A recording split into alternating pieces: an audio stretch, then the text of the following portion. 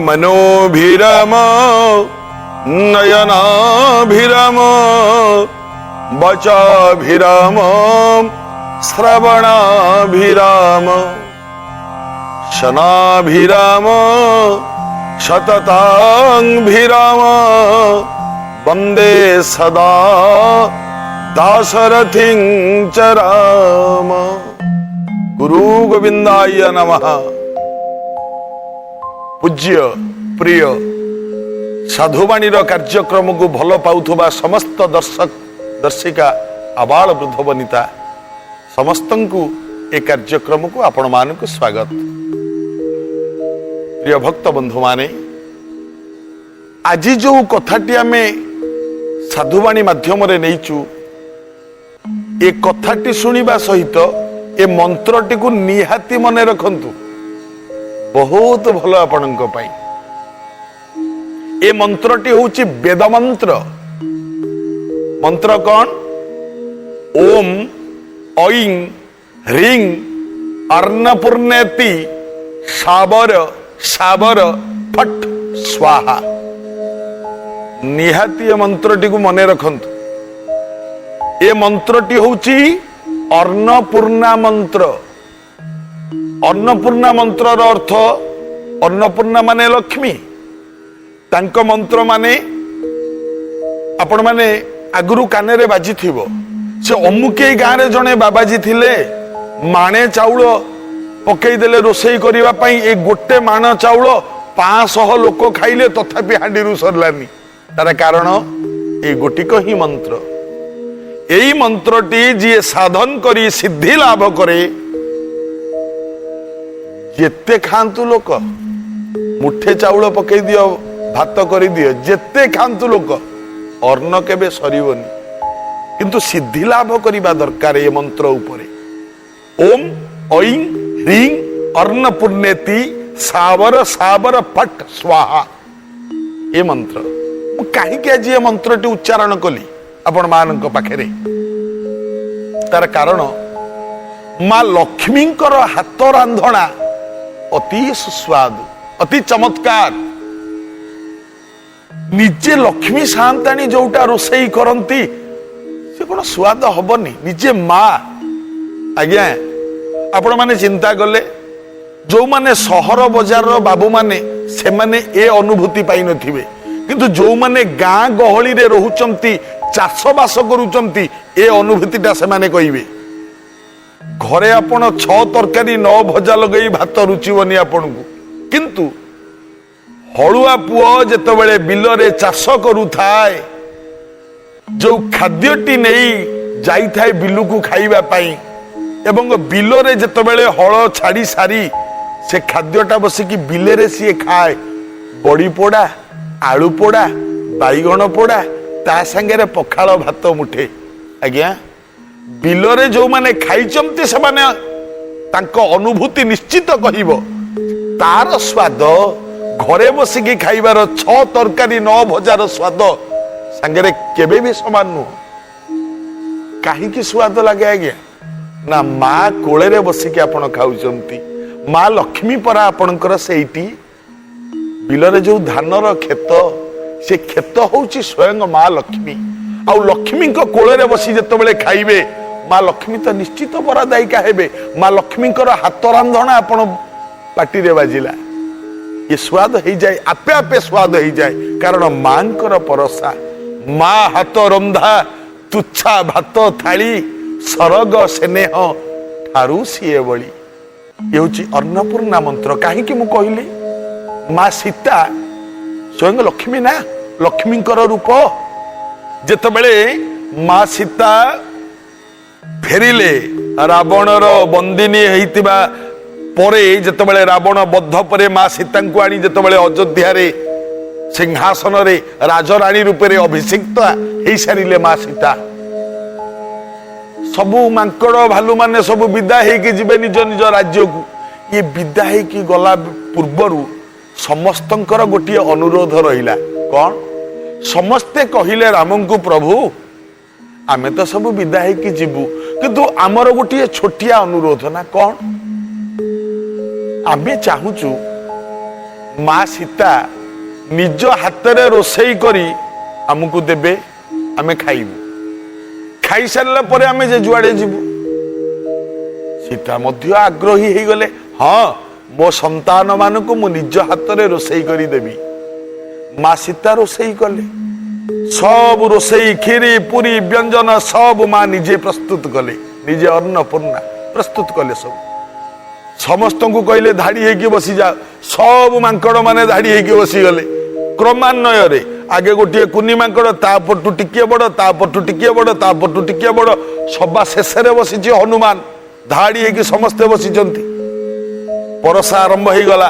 ଆଗେ ଅନ୍ନ, ତାପରେ ବ୍ୟଞ୍ଜନ, ଖେଚୁଡି, ପିଠା, ମାଲପୁଆ ସବୁ ବଢା ଚାଲିଲା। ସବୁ ପାତ୍ର ମାନଙ୍କରେ ସବୁ ମାଙ୍କଡ ମାନେ ବସିଛନ୍ତି। ସୁସ୍ୱାଦୁ ଭୋଜନ, ମା ଲକ୍ଷ୍ମୀଙ୍କର ହାତ ତିଆରି ଅନ୍ନ ଆଜି ଖାଇବେ। ଅନ୍ନ ବି ଲାଗିଗଲା। ଯେତେବେଳେ ବ୍ୟଞ୍ଜନ ମାନେ ତରକାରୀ ଯେତେବେଳେ ବଢାଗଲା, ଗୋଟେ ସୋଲା ତରକାରୀ ହେଇଥିଲା, ମଟର ସୋଲା ଯୋଉ, ସେଇ ତରକାରୀ ହେଇଥିଲା। ସବା ମୁଣ୍ଡରେ ଯୋଉ କୁନି ପାତି ମାଙ୍କଡଟି ବସିଥିଲା, ଯେତେବେଳେ ବଢା ହେଇ ସାରିଲାଣି, ଖିଆ ହେଇନି ଏପର୍ଯ୍ୟନ୍ତ, ଖିଆ ହବାକୁ ଆରମ୍ଭ ହବ, ଏତିକି ବେଳେ ଯୋଉ ପାତି ମାଙ୍କଡଟି ସିଏ ଗୋଟିଏ ସୋଲାଟେ ହାତରେ ଧଇଲା। ମାଙ୍କିଡିଆ ବୁଦ୍ଧି, ସୋଲାଟି ଏମିତି ହାତରେ ଧଇଲା। ଏମିତି ହାତରେ ଧରିକି ଏପଟ ସେପଟ ଏମିତି ଅନେଇଲା ବେଳେ ସୋଲାଟିକୁ ଚିପି ଦେଲା। ଯେତେବେଳେ ଏମିତି ଚିପି ଦେଲା, ସୋଲାଟା ଫଟକିନି ଉପରକୁ ଉଠିଗଲା। ଯେତେବେଳେ ସୋଲାଟା ଉପରକୁ ଉଠିଗଲା, ଇଏ ପାତି ମାଙ୍କଡ କହୁଛି, ଓହୋ ତୁ ଡେଇଁବା ଦେଖଉଛୁ ମତେ। ଆରେ ଆମ ଜାତି ପରା ଡେଇଁବା ଜାତି, ମାଙ୍କଡ ଜାତି, ତୁ କଣ ଡେଉଛୁ ମୋ ଆଗରେ? ଏଇଆ କହି ତୁ କେତେ ଉଞ୍ଚା ଉଠିଲୁ, ତୋଠୁ ମୁଁ ଅଧିକ ଉଞ୍ଚା ଡେଇଁବି। ସୋଲାଟା ଯେତିକି ଉଞ୍ଚା ଉଠି ଯାଇଥିଲା, ଇଏ ପାତି ମାଙ୍କଡ ଗୁଦୁକିନି ଡେଇଁ ପଡିଲା। ଯେତେବେଳେ ଡେଇଁ ପଡିଲା, ତା କଡ ମାଙ୍କଡଟି ଇଏ କାହିଁ ଡେଇଁଲା ବୋଲି ସିଏ ଡେଇଁଲା, ତା କଡ ମାଙ୍କଡ ସିଏ ଡେଇଁଲା। ଏମିତି ଧାଡି ଧାଡି ଧାଡି ଧାଡି ଯେତିକି ସମସ୍ତେ ଡେଇଁଲେ, ଡେଇଁଲେ ଯୋଉ ବଢା ହେଇଥିଲା ସବୁ କୁଦେଇ, ସବୁ ପଙ୍କ ଭଳି କରିଦେଲେ, କୁଦେଇ ଚକଟି ସବୁ। ଶେଷର ହନୁମାନ ଥିଲା, ସିଏ ମଧ୍ୟ ଡେଇଁଲା। ସବୁ ନଷ୍ଟ ହେଇଗଲା ଖାଦ୍ୟ। ରାମ ପଚାରିଲେ ହନୁମାନଙ୍କୁ, କିରେ କାହିଁ ଏମିତି କଲୁ? ହନୁମାନ କହିଲା, ପ୍ରଭୁ ମୁଁ କଣ ଜାଣିଛି, ମୋ କଡ ମାଙ୍କଡ ଡେଇଁଲା ବୋଲି ମୁଁ ଡେଇଁଲି। ତାକୁ ପଚାର, କିରେ ତୁ କାହିଁ ଡେଇଁଲୁ? ନା ସିଏ ଡେଇଁଲା। ତୁ କାହିଁ ଡେଇଁଲୁ? ନା ସିଏ ଡେଇଁଲା। ସବା ଶେଷରେ ଯାଇ ପହଞ୍ଚିଲେ ପାତି ମାଙ୍କଡ ପାଖରେ। ଆରେ ତୁ କାହିଁକି ଡେଇଁଲୁ? ପାତି ମାଙ୍କଡଟି କହିଲା, ପ୍ରଭୁ ମୋ ହାତରେ ଗୋଟେ ସୋଲା ଧରିଥିଲି, ଏ ସୋଲାଟାକୁ ଯେତେବେଳେ ଚିପି ଦେଲି, ସୋଲାଟା ଫଟକିନି ଉପରକୁ ଡେଇଁ ପଡିଲା। ଆଉ ତେଣୁ କରି ମୁଁ ଡେଇଁଲି ଆଜ୍ଞା, ମୋର ଦୋଷ କଣ ରହିଲା? କେହି ଖାଇପାରିଲେନି। ସବୁ ପ୍ରସାଦ ଭାବିକି ଟିକେ ମୁଣ୍ଡରେ ମାରିଲେ, ଫେରିଗଲେ। କାରଣ ଯାହାର ଯୋଗ ନଥିବ ଭୋଗ ହବନି। ବିନା ଯୋଗରେ ଭୋଗ କାହିଁ ଆଜ୍ଞା? ଇଏ ତ ଗଲା ଗୋଟିଏ ରୋଷେଇ ସୀତାଙ୍କର। ଆପଣ ମାନଙ୍କୁ ଆଉ ଗୋଟିଏ ରୋଷେଇ ମାଙ୍କର କହିବି, ସୁନ୍ଦର କଥାଟିଏ, ମନ ଦେଇକି ଶୁଣନ୍ତୁ। ମା ସୀତା ଜନକଙ୍କର କନ୍ୟା। ଯେତେବେଳେ ବିବାହଘର ସରିଗଲା, ବିବାହଘର ପରେ 8 ଦିନିଆ ଦିନ ହବ ଅଷ୍ଟମଙ୍ଗୁଳା। ବିଧି ଅଛି, ଅଷ୍ଟମଙ୍ଗୁଳା ଦିନ ନୂଆ ବୋହୂ ଯିଏ, ସିଏ ରୋଷେଇ କରିବ ଏବଂ ରୋଷେଇ ତାରି ରୋଷେଇ ସମସ୍ତେ ଖାଇବେ। ଏ ବିଧିଟାକୁ ସମସ୍ତେ ମାନିବେ। ତେଣୁକରି ଯେତେବେଳେ ସୀତା ଅଷ୍ଟମଙ୍ଗୁଳା ଦିନ ମା ଜନକ ନନ୍ଦିନୀ ମା ଲକ୍ଷ୍ମୀ ରୋଷେଇ କରିବାକୁ ବାହାରିଲେ, ଦଶରଥ ଡାକିଲେ, କହିଲେ ମାରେ ଗୋଟେ କଥା ଶୁଣୁ। ନା କଣ ଆଜ୍ଞା?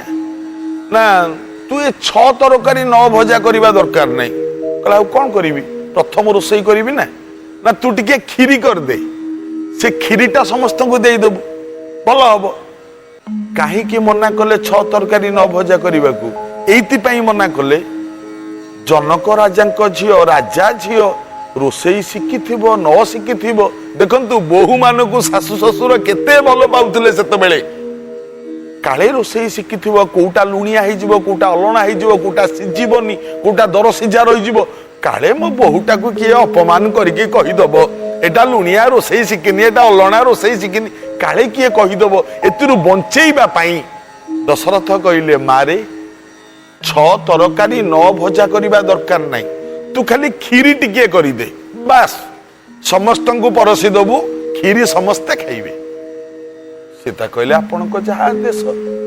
କିନ୍ତୁ ଏଇଠି ଦଶରଥଙ୍କୁ କହିଲେ ସୀତା, ବାପା ଗୋଟେ କଥା। ନା କଣ? ମୁଁ କ୍ଷୀରି କରିବି, ସମସ୍ତେ ଖାଇବେ, ଖାଇବେ ଯେ, କିନ୍ତୁ ମୋ କ୍ଷୀରିଟା ପ୍ରଥମ କିଏ ଖାଇବ? ଦଶରଥ କହିଲେ ମୁଁ ଶ୍ୱଶୁର, ମୁଁ ବଡ, ମୁଁ ଆଗ ଖାଇବି। ସୀତା କହିଲେ ନାଇଁ। ତାହେଲେ ତୋ ଶାଶୁ କୌଶଲ୍ୟା ଖାଇବେ ନା ନାଇଁ? ସୁମିତ୍ରା କୈକେୟୀ ଖାଇବେ ନା ନାଇଁ? ତାହେଲେ ତୋ ସ୍ୱାମୀ ରାମ ଆଗେ ଖାଇବ ନା ନାଇଁ? ସୀତା କହିଲେ ମୁଁ ଯେତେବେଳେ କ୍ଷୀରି କରିସାରିବି ପ୍ରଥମ ଖାଇବ କିଏ? ଜଣେ ବ୍ରାହ୍ମଣ। କୋଉ ବ୍ରାହ୍ମଣ? ତମେ ଭାବିବ ଏଇ ତମ ରାଜ୍ୟରୁ ଜଣେ ବ୍ରାହ୍ମଣ ନେଇ ଆସିବ ଖାଇବ? ନାଇଁ, ମୁଁ ରୋଷେଇ କରିବା ପରେ, କ୍ଷୀରି କରିବା ପରେ ଯୋଉ ବ୍ରାହ୍ମଣ ଆଗେ ଖାଇବ ସେ ବ୍ରାହ୍ମଣ ଜୀବନରେ କେବେ କାହାରି ପାଖରୁ ଦାନ ନେଇ ନଥିବ ଏବଂ ଜୀବନରେ କେବେ ପୁରୋଧା କାମ, କୁଶବଟୁ ଦେଇକି ଯୋଉ ପୌରୋହିତି କାମ, ଏ କାମ କରିନଥିବ ଏବଂ ପ୍ରତିଦିନ ବେଦ ପାଠ କରୁଥିବ। ଏଇଭଳିଆ ବ୍ରାହ୍ମଣଟେ ଖାଇବ। କୋଉଠୁ ଆସିବ ଏଭଳିଆ ବ୍ରାହ୍ମଣ? କିଏ ଦବ? ନାରଦ ମୁନି ପହଞ୍ଚିଲେ, କହିଲେ ଆଜ୍ଞା ମୁଁ ଦେବି। ନା କିଏ? ନା ସେ ବ୍ରାହ୍ମଣ ହଉଛି ଜଣେ ଲଙ୍କାର ରାଜା ରାବଣ। ଆଶ୍ଚର୍ଯ୍ୟ, ସୀତାଙ୍କର ସେଇ ରାବଣ ଖାଇବ? ସମ୍ଭବ ଏଇଟା କେବେ? ଦର୍ଶକ ବନ୍ଧୁ, କଥା ଥିଲା ନାରଦ କହୁଛନ୍ତି ଏମିତିଆ ବ୍ରାହ୍ମଣ ହଉଛି ଜଣେ ଯେ ଦାନ ନେଇ ନଥିବ, ନୀତି ବେଦ ପାଠ କରୁଥିବ, କାହାରି ଯଜମାନୀ କାମ କରୁନଥିବ। ଯଜମାନୀ କାମ କଲେ ତ ଦାନ ନବାକୁ ପଡେ ନା। ଜଣେ ସିଏ ହଉଛି ଲଙ୍କାର ରାଜା ରାବଣ। କଥାଟା ଆଜ୍ଞା ଟିକେ ଅଡୁଆ ଲାଗୁନି? ଯୋଉ ରାବଣ ରାମଙ୍କ ଭିତରେ ଏତେ କାଣ୍ଡ କାରଖାନା ହେଲା ଭବିଷ୍ୟତରେ, ସେଇ ରାବଣ ସୀତାଙ୍କର ପ୍ରଥମ ରୋଷେଇ ଖାଇଛି? ସତ? ଦେଖନ୍ତୁ କେତେ ସୁନ୍ଦର କଥା। ଦଶରଥ କହିଲେ ନାରଦ ତମେ ଯାଅ, ଯାଇକି ରାବଣକୁ କହିବ ମୋ ବୋହୂ ସୀତା ପ୍ରଥମ କ୍ଷୀରି ତିଆରି କରିବ, ସେ କ୍ଷୀରି କି ତମେ ଆସି ଖାଇବ, ନିମନ୍ତ୍ରଣ କରି ଆସ, ଯାଅ। ନାରଦ ଚାଲିଲେ। କାହିଁକି ନା ନାରଦଙ୍କୁ ଏ କୌତୁକ ଦେଖିବାକୁ ଭଲ ଲାଗେ। ନାରଦ କିଏ? ନାରଙ୍ଗ ଦଦାତି ଇତି ହି ନାରଦ। ନାରଙ୍ଗ ମାନେ ଜ୍ଞାନ, ଦଦାତି ମାନେ ଦାନ। ଯିଏ ଜ୍ଞାନ ଦାନ କରିପାରେ ତାକୁ ନାରଦ କହନ୍ତି। ଏବଂ ଆଉ ଗୋଟେ ଅର୍ଥ ନାରଙ୍ଗ ବ୍ୟତି ଇତି ନାରଦ। ନାରଙ୍ଗ ମାନେ ଅଜ୍ଞାନତା, ବ୍ୟତି ମାନେ ଖଣ୍ଡନ କରିବା। ଯିଏ ଅଜ୍ଞାନତାକୁ ବି ଖଣ୍ଡନ କରିଦିଏ ତାକୁ ହିଁ କହନ୍ତି ନାରଦ। ଏବଂ ଆଉ ଗୋଟେ ଅର୍ଥକୁ ଯଦି ଯିବା, ସାଧୁ ସନ୍ଥ ମାନେ କହନ୍ତି ନା ଅରଦ, ମାନେ ନା ଅରଦ। ଯାହାର କଥାକୁ ସ୍ୱୟଂ ନାରାୟଣ ମଧ୍ୟ ରଦ୍ଦ କରିପାରନ୍ତିନି ତା ନାଁ ହଉଛି ନାରଦ। ଏ ନାରଦ ଚାଲିଲେ ରାବଣ ପାଖକୁ। ରାବଣ ଉଠିକି ପ୍ରଣାମ କଲା। ନମୋ ବ୍ରହ୍ମଣ୍ୟ ଦେବାୟ, ପ୍ରଣାମ ହେଲା। ନାରଦ କହିଲେ ହଁ ହଁ ହଁ, ଆମେ ଏକା ବଂଶଧର। ତମେ ବ୍ରହ୍ମାଙ୍କ ଚତୁର୍ଥ ପୁରୁଷ, ମୁଁ ହଉଛି ବ୍ରହ୍ମାଙ୍କ ପୁଅ। ରାବଣ ପଚାରିଲେ କୁଆଡେ ଆସିଲେ ଆଜ୍ଞା? ନା ମୁଁ ଏଇଥିପାଇଁ ଆସିଛି, ଗୋଟେ ଭଲ ଖବର। ନା କଣ?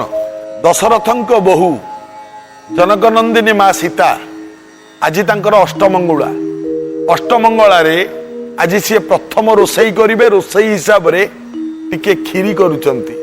ଆଉ ତାଙ୍କର ସର୍ତ୍ତ, ସେ କ୍ଷୀରିଟି ଯିଏ ଖାଇବ ଜଣେ ବେଦାଙ୍ଗୀ ବ୍ରାହ୍ମଣ ହେଇଥିବ, ବେଦ ପାଠ ନୀତି କରୁଥିବ, କାହାରି ପାଖରୁ ଦାନ ଗ୍ରହଣ କରିନଥିବ ଏବଂ ଯଜମାନୀ ବୃତ୍ତି କରିନଥିବ। ଏମିତିଆ ବ୍ରାହ୍ମଣଟିଏ ଦରକାର। ମୁଁ କହିଲି ଏମିତିଆ ବ୍ରାହ୍ମଣ ହଉଛି ଜଣେ ଯିଏ ହେଉଛି ରାବଣ। ବାସ୍, ତମେ ରାବଣ ଯିବ, ସୀତାଙ୍କର ହାତ ତିଆରି କ୍ଷୀରି ପ୍ରଥମ ଖାଇକି ଆସିବ। କଣ କହୁଛ? ରାବଣ ଟିକେ ଉପରକୁ ଅନେଇଲା, ତଳକୁ ଟିକେ ଅନେଇଲା, ନାରଦଙ୍କ ମୁହଁକୁ ଅନେଇକି କହିଲା ହଁ ମୁଁ ଯିବି, କିନ୍ତୁ ଯିବି ଯେ ମୋର ମଧ୍ୟ ଗୋଟେ ସର୍ତ୍ତ ଅଛି। ନାରଦ କହିଲେ କଣ ସର୍ତ୍ତ? କହିଲେ ମା ସୀତା ସେ ସେମିତି କ୍ଷୀରି କରିଦେବେ, ମୁଁ ଖାଇଦେବି, ଏ କଥା ନୁହଁ। ତାହେଲେ କେମିତି ଖାଇବ? ରାବଣ କହିଲା ମହର୍ଷି ଶୁଣ, ମୁଁ ଯାଇକି ଯେତେବେଳେ ଅଯୋଧ୍ୟାରେ ପହଞ୍ଚିବି, ସୀତାଙ୍କ ସାମ୍ନାରେ ବସିବି, ବସିବା ପରେ ସୀତା, ତମେ ଯାହାକୁ ଲକ୍ଷ୍ମୀ ସ୍ୱରୂପା ବୋଲି କହୁଛ ସୀତା, ମୁଁ ବସିବା ପରେ ହାତରେ ଧାନ ମୁଠେ ଧରିବେ। କହିଲା ହଁ, ତାପରେ? ନା ମୋ ସାମ୍ନାରେ ଧାନ ମୁଠାଟା ମାଟି ଉପରେ ବୁଣିବେ। ହଁ, ତାପରେ? ନା ହେଠି ପାଣି ଦେବେ। ହଁ ତାପରେ ସାଙ୍ଗେ ସାଙ୍ଗେ ଧାନ ଗଛ ଉଠିବ, ହଁ ତାପରେ ଧାନ ପାଚିବ, ହଁ ତାପରେ ସେ ଧାନକୁ କାଟିକି ଆଣିବେ ଏବଂ କୁଟିକି ଚାଉଳ ବାହାର କରିବେ, ହଁ ତାପରେ ଏବଂ ସେଇ ଚାଉଳରେ ସାଙ୍ଗେ ସାଙ୍ଗେ କ୍ଷୀରି କରିବେ ଏବଂ ସେ କ୍ଷୀରି ହେଲେ ମୁଁ ଖାଇବି। ରାଜି? ନାରଦ କହିଲେ ରୁହ ତାହେଲେ ମୁଁ ପଚାରିକି ଆସେ। ନାରଦ ଚାଲିଲେ ପଚାରିବାକୁ। ଆଜ୍ଞା ରାବଣ କାହିଁକି ଏମିତି କହିଲା? ନା ଏଇଥିପାଇଁ କହିଲା, ରାବଣ ମନରେ ଭାବିଲା ମୁଁ ଆଗରୁ ଶୁଣିଥିଲି ଜନକ ରାଜାଙ୍କ ଝିଅ ସୀତା ଇଏ ହଉଛନ୍ତି ମୋ ମା ଲକ୍ଷ୍ମୀ, ଲକ୍ଷ୍ମୀ ସ୍ୱରୂପା।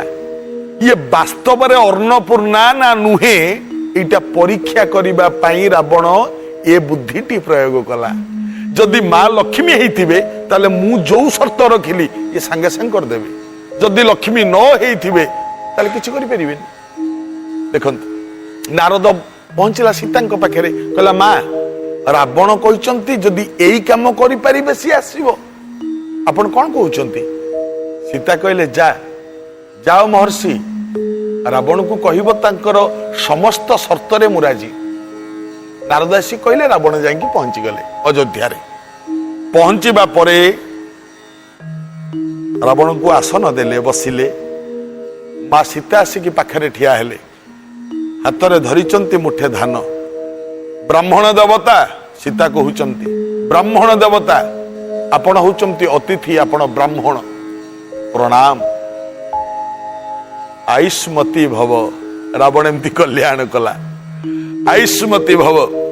କଲ୍ୟାଣ କରିସାରିବା ପରେ ସୀତା କହିଲେ ଆପଣଙ୍କ ସର୍ତ୍ତ ଅନୁସାରେ ମୁଁ ଏଇ ଧାନ ମୁଠାଟା ଧରିଛି ଆପଣଙ୍କ ସାମ୍ନାରେ ବୁଣି ଦଉଛି। ମାଟି ଉପରେ ରାବଣଙ୍କ ସାମ୍ନାରେ ଧାନ ମୁଠାଟା ବୁଣି ଦେଲେ।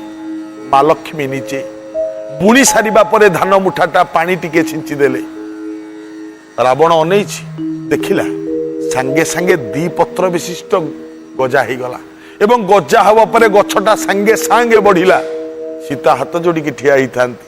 ଦେଖନ୍ତୁ ଗଛ ସାଙ୍ଗେ ସାଙ୍ଗେ ବଢିଲା ଏବଂ ସାଙ୍ଗେ ସାଙ୍ଗେ ଫୁଲ ହେଲା, ସାଙ୍ଗେ ସାଙ୍ଗେ ଧାନ ହେଲା, ଧାନ ପାଚିଲା।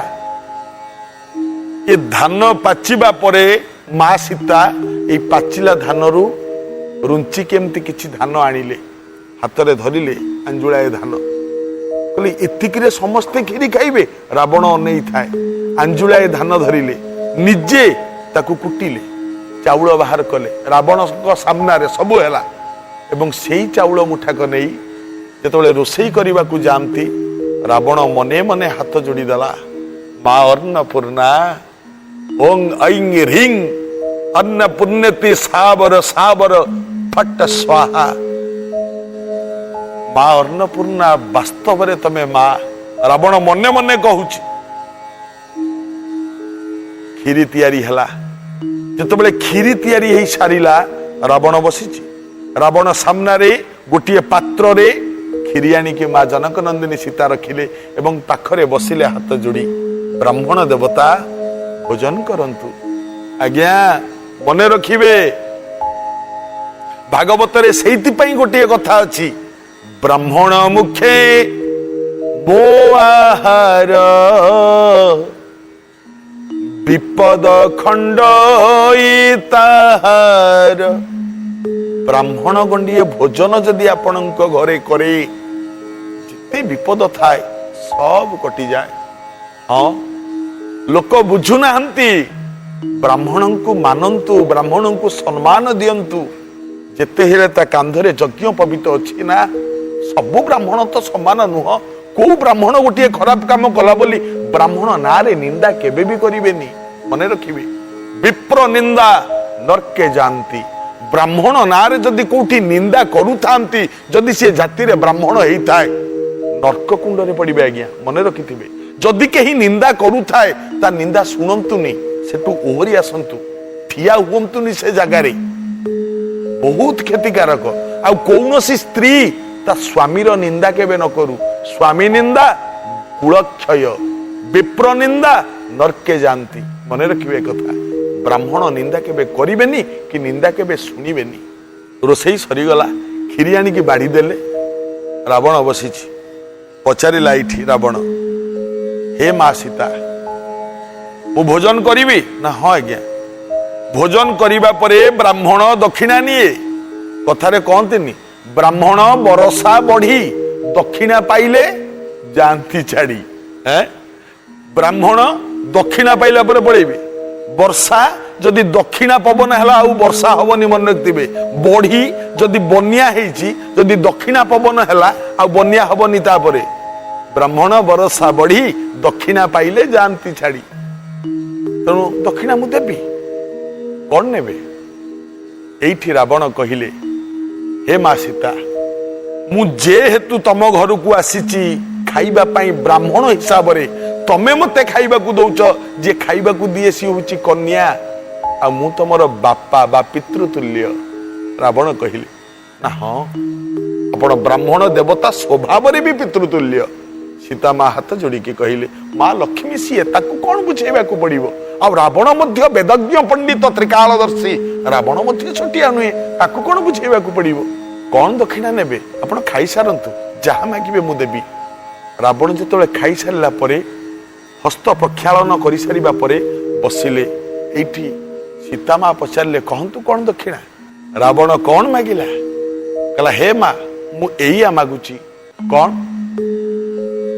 मो लंका को मु वैकुंठ करिबा को चाहे तुम लंका रे केबे पाद दे थरे मो लंका रे पाद दे मां जेतबेले रावण एतिकी कहिला एठी सीता कहिथिले झियो बाप घर को जीव कौन अड करा जीव आपण परा मो बापा मु परा कन्या आपण वर्तमान कहिले ना हाँ आ झियो जदि बाप घर को जाए कौन अड करा जाए बाप आसिकी डाकी नहीं जीव ना डाकी नहीं गले झियो जीव आपण मने पकेइले जो दिन सीता हरण होइथिला रावण सीता को सैया कहिथिला मां तू परा कहिथिलु मु डाकी नेले जीवु बोली मु परा सेइति पई आसीची डाकीबा पई ये गोटिए रामायण मध्य मत देइछि देखंतु केडे सुंदर कथा प्रथम भोजन रावण करिथिले मां सीतांकर आउ हां ये मंत्रटी होची अन्नपूर्णा मंत्र जो मंत्रटी सीता निजे ही पाठ करिथिले ओम ऐं ह्रीं अन्नपूर्णेति साबर साबर फट स्वाहा एतिकी खीरी कर दियंतु शह शह लोक खाइबे आज तो साधुवाणी समय हो जाइछि एबे आजिर अनुचिंता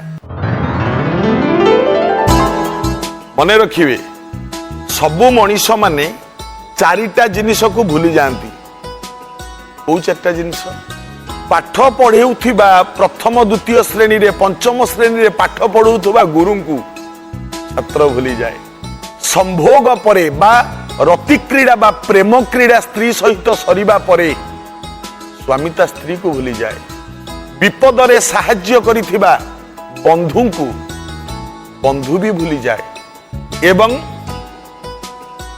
पुओ विवाह करिबा परे ता बाप मां को भूली जाए मने रखिबा आज्ञा ए चारिटा जिनिस केबे भूलिबा उचित नुह ए चारिटा जिनिस को सब बेले मने रखिले आपणकर मंगल हब आज तो समय हो जाइछि आज पई एतिकी पुणी आगामी अध्याय भेट हबा रहुछि जय जगन्नाथ गुरु गोविंदाय नमः